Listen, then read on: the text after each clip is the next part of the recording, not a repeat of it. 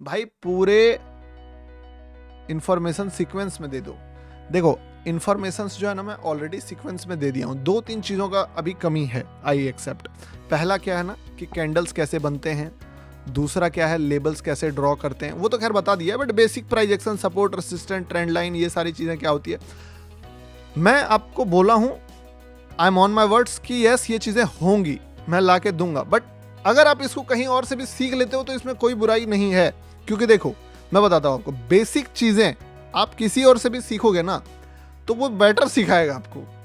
क्योंकि मैं अगर आपको बेसिक चीज़ें सिखाना चाहूँगा तो उस पर भी कहीं ना कहीं वो वाला लिक्विडिटी तो ये तो वो चीज़ें घुसा के मिक्स करने की कोशिश करूँगा।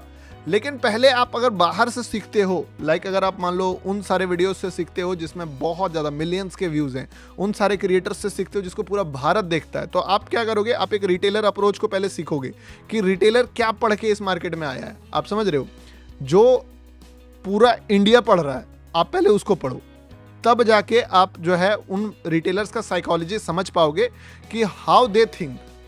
अब आप जब उस चीज को सीख गए हो तब काम आएगा डिफरेंशिएट करने का कि चलो अब स्पेशलाइज्ड नॉलेज क्या चाहिए, ऐसा क्या चीज़ है कि इतना कुछ सीखने के बाद भी 90% आदमी जो चीज़ सीख रहा है उसके बाद 90% लॉस क्यों कर रहा है।